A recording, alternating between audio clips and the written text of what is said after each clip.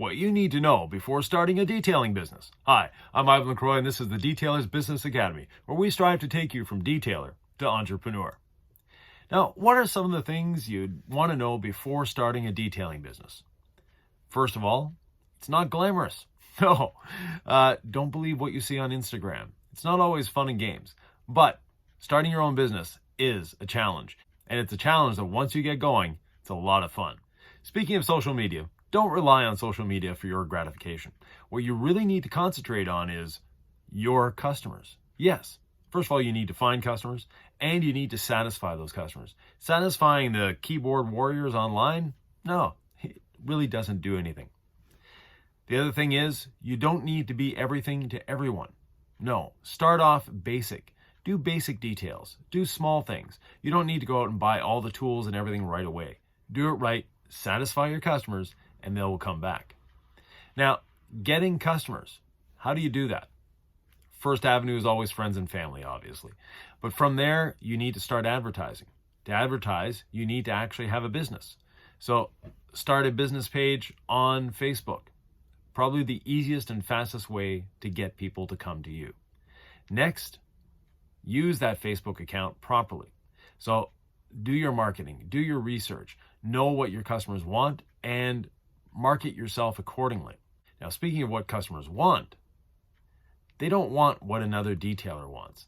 And a big mistake a lot of people make is marketing to other detailers. No, market to your customers.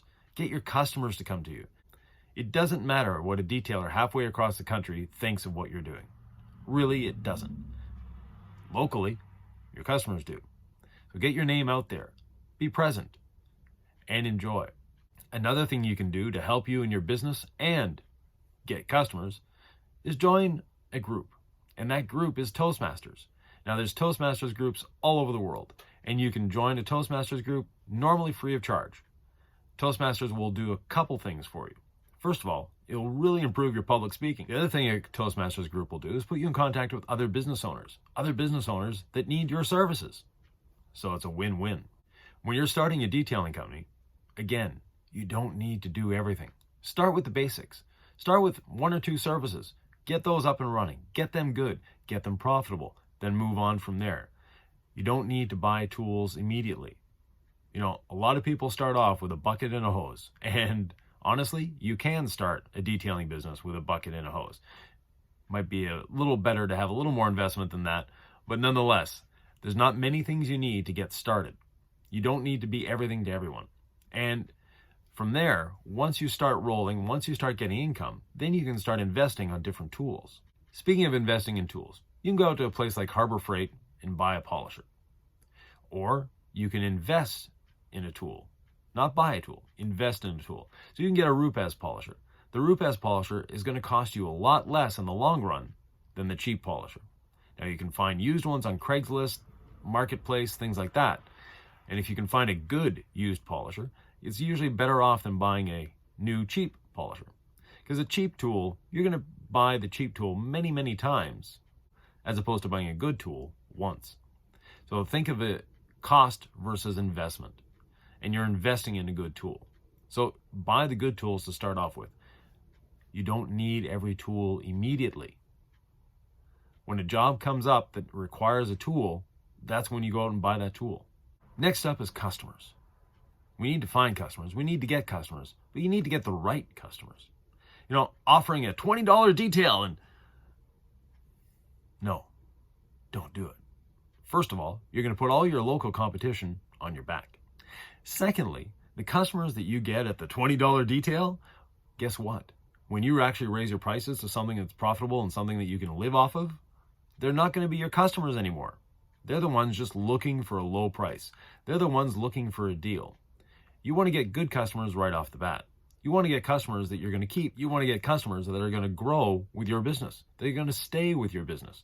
So start your pricing off correctly. I've got a video on here on determining your hourly cost. Follow that. Go watch the video. Take a few seconds. You can come back to this one. Go watch the video, and once you've seen that video, then you can calculate what your hourly cost actually is, and then you can price your packages accordingly. Now, speaking of packages, Don't go all out on a website and packages and all that the first day. Not necessary. Do what your customers want to start off. Ask your customer, what do you need? How can I help you? Those are very key words. And once you realize the customer will actually tell you what they want and what they need, then you can work in that direction. Now, competition. Locally, find your competition. And don't do the mystery shopper thing. No, call them up. Say, hey, I'm starting a detailing business. I'd like to know what your pricing is so I don't undercut you. Because undercutting is not a good thing. It's not a way to get customers. And the customers that you do get from undercutting are not customers you want to have anyways. No, you want to get your own customers. You want to find your customers. Sure, you might take a customer from a detailer here and there, but that's probably because they're not serving that customer properly. If they had served that customer properly, the customer wouldn't be changing detailers. Now, knowing your local competition has a lot of advantages. First of all, they're great people too. You know, I've been all over the world, and I always hear the same thing in any country. It doesn't matter where I'm going. Oh, a guy down the street is a hack. Have you ever met the guy down the street? No. Have you ever seen his work? No. Then how do you know he's a hack? Oh, just because. Look, go meet the guy down the street, across town, whatever. Introduce yourself. Say who you are. And you might find out that you'll have an ally instead of a competitor. And working together or competing together instead of competing against each other is much better. It works out for everyone. And once you've established that relationship, if you're in a bind, they can help you out. And if they're in a bind, you can help them out. It's a win-win for everyone, including your customers. Learn the difference between paying and investing. You pay for cheap stuff. You pay for it again and again and again and again. Or you invest in great products. And knowing your products is another thing. You don't need a shelf like, we'll say Pan the organizer. You look at his shelf, and Pan's a great guy. I watch his videos all the time. But he tests products. That's what he does for a living. So he needs that shelf full of products. But if you're detailing for a living, if you're trying to make your living just from detailing other people's cars, not testing products, then you don't need a shelf like Pan's. You need the least amount of products possible. You need products that can do multiple tasks. And you don't need multiple products for the same task. You only need one wax. Customers can't tell the difference between wax A, wax B, or wax C because they're not comparing them side by side. They're not comparing them to the car they did yesterday. No, they're comparing their car. I brought it to you this morning. It looked like this. I'm picking it up this afternoon. It looks like this. Wow, great. They don't care what wax you're using. Find a wax that works well for you and use it. Find a sealant that works well for you and use it. Find a polish that works well for you and use it. Find an APC that works well for you and use it. And so on and so on and so on. And if you can find one company that can provide you with the majority of the things you need, then that's even better. Because now you're only dealing with one supplier. One supplier that can help you out. One supplier that if you're buying all sorts of stuff from them, they're happy to give you tech help. They're happy to give you assistance because you're a good customer. But if you're just the guy buying stuff only when it's on sale and only buying one or two of them and asking for free samples, they're not going to be too happy to help you out. Some companies will help you out despite that, but build a relationship with the supplier. And again, don't rely on online things. Try them yourself. If it works, great. If it doesn't work, move on. Just because some guy online has a fabulous opinion of a product he may not have even ever tried. It happens a lot. I read somewhere that, no, not I read somewhere. Hey, I used 2 gallons of the stuff and I really like it. There, that's a good testimonial. And if you can buy it locally, even better. That way you don't have to pay for shipping, and when you need something, it's there right away. Deciding between a mobile business and a shop-based business. This is going to surprise a few people, but the mobile guys have a lot more overhead than the shop-based guys. But that overhead is very different. When you're in a shop, you know exactly what your overhead is going to be. You know how much you're paying in rent and utilities, all of that. When you're a mobile detailer, you have no idea what your overhead is until the day is up. Sure, you have basic things like your van payment, your gas, things like that. Your overhead in a mobile business is extremely variable.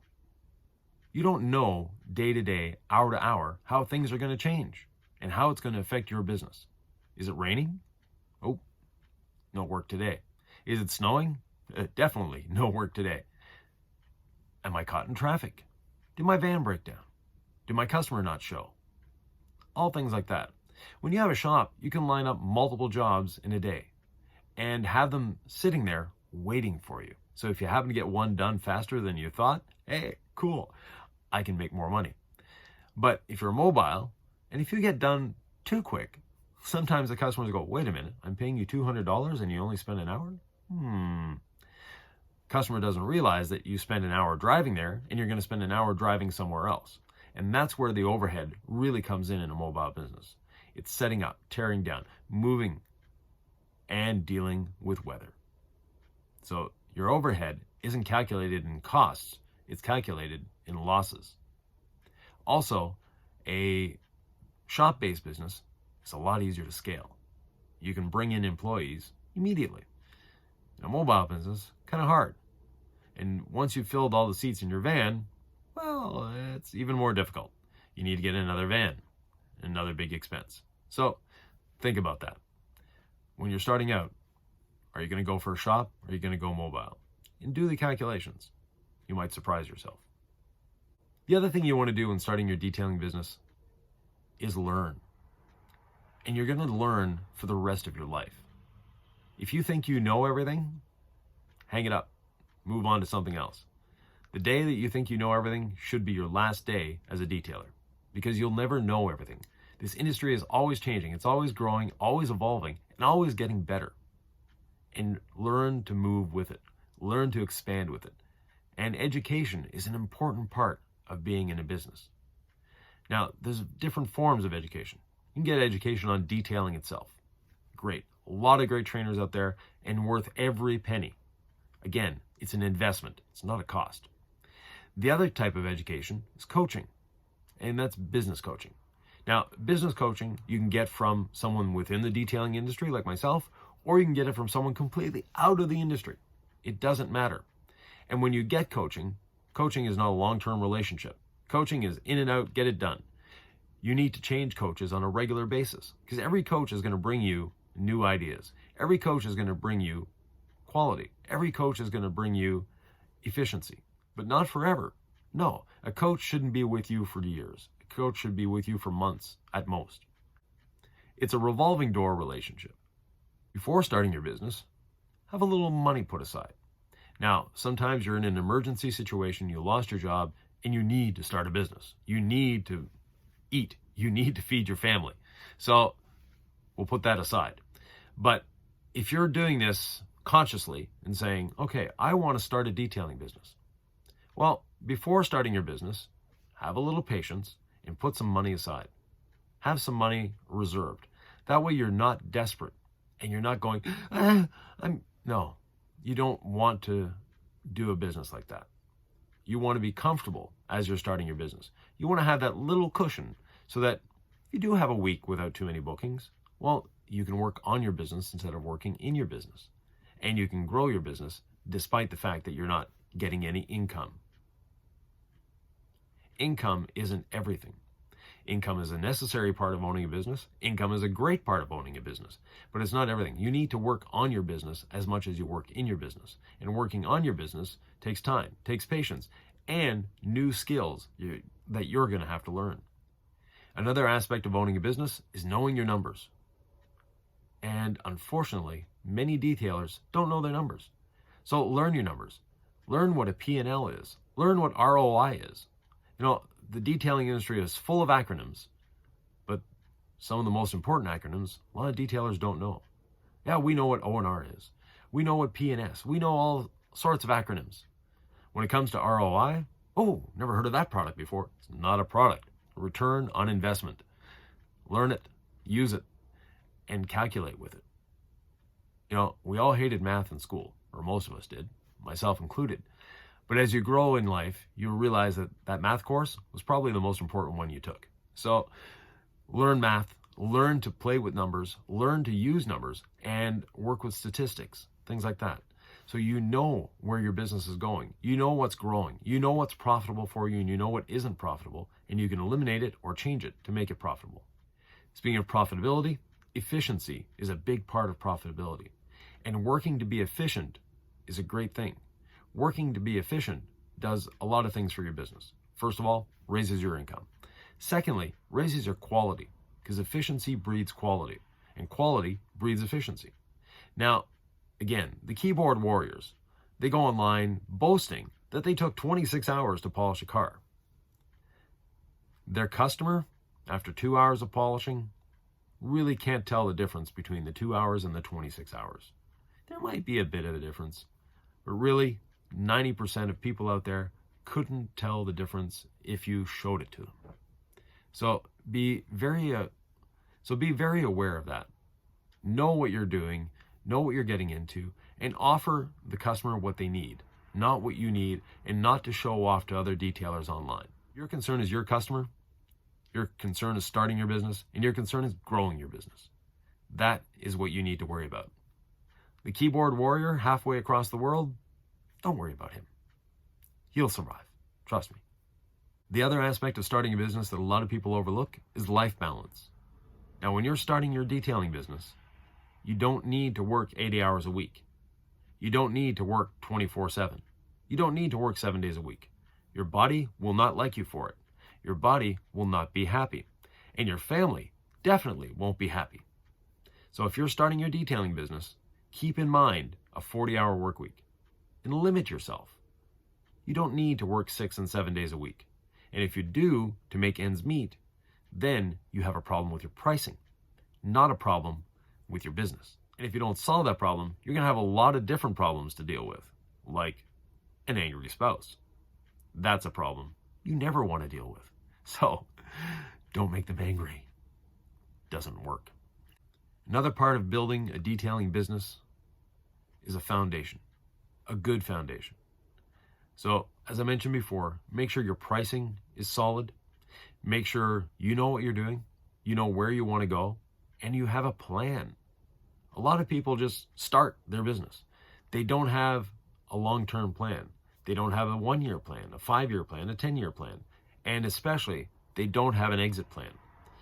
When you start a business, from day one, you need to have an exit plan. And that exit plan should also include your business name. Now, when you're choosing your business name, think about this. Joe Blow's Detailing. Well, if your name is Joe Blow, great. But Joe Blow's Detailing, we'll use that as an example. When Joe Blow decides to sell his detailing business and John Doe buys it, John Doe won't want to run Joe Blow's detailing business. John Doe will want John Doe's detailing business. But if you use Kalamazoo Detailing, because you're in Kalamazoo, Michigan, then great, because you'll be able to sell Kalamazoo Detailing the day that it comes to sell the business. And building a business with the optic of selling it is a great way of scaling and growing a business, because now you're going to think about everything. Every move that you do is, how is this going to impact the value of my business? And once you realize that your business has value and you build value into your business, you'll be able to sell your business and make more profits, because eventually you're going to want to retire. You're not going to stay 25 years old for the rest of your life. Trust me. And when you go to sell your business, well, if you've worked towards building a business that you can sell, you're going to be a lot happier than someone like Joe Blow or John Doe. And resist the temptation of putting cash in your pocket. No, everything goes through the books. And the reason you want everything going through the books is the day that you want to take out a loan, the day that you want to build a house, the day that you want to sell your business, what isn't on the books doesn't exist. Never has, never will, and no one will ever take it into account. So sure, you put $100,000 a year in your pocket cash. Great. Yeah, but when you go to the bank to get a house loan, what 100,000 cash? We didn't see that. No, sorry, it doesn't exist. Can we see your profit and loss statement? Where is that money? No. When you go to sell your business, again, it doesn't exist. Be very careful of that. It's tempting. It's tempted a lot of people, and it's burned a lot of people too. Now, employees, a lot of people, oh, I'm just going to 1099 my employees. And 1099, for those of you that aren't in the US, means an employee that isn't your employee, they're a subcontractor. But unfortunately, what you see as a subcontractor and what the government sees as a subcontractor are two very different things. A subcontractor is just that. You're a plumber and you need to hook up a couple wires, you hire an electrician as a subcontractor. If you're a detailer and you have someone coming in every day working for you, you're supplying them with tools, you're supplying them with products, and you're basically their only customer. They're not a subcontractor, they're an employee, and they need to be treated as such. Now, a subcontractor is, you don't offer PPF, you have a PPF installer come in and do a PPF job on one of your customers' cars. Yes, that's a subcontractor. That's not an employee. Same thing with PDR or whatever. But if they're there 5 days a week and you're their only customer and you're supplying them with tools and products and all that, again, they are not a 1099. And eventually, the government will catch up with you. And what you didn't pay in taxes, they'll want it now. Not tomorrow, not next week. No, they want it now. And they don't care. So, again, be very careful. Having a legitimate business is an important part of owning a business. And speaking of legitimate businesses, get insurance the day you can. Don't wait. Don't put it off. Yes, it's an expense. It's not an investment, unfortunately. It's a pure expense. But it's an expense you need to make. Like rent is an expense. Investments are in tools. Investments are in people. Taking the time to train someone is a valuable asset for your business. Taking the time to train someone is a valuable asset for your business. And don't think that you're going to be alone the rest of your life. Again, if you're the sole operator of your business, so Joe Blow's Detailing, it's not worth anything to anyone. It's worth the value of your equipment and at a depreciated cost. You really need to take that into consideration as you're building and growing your business. If you have any questions, comments, thoughts, or ideas, please feel free to leave them below. You can subscribe, you can share the videos, and you can even hit that notification bell. Thanks for watching. Have a wonderful day.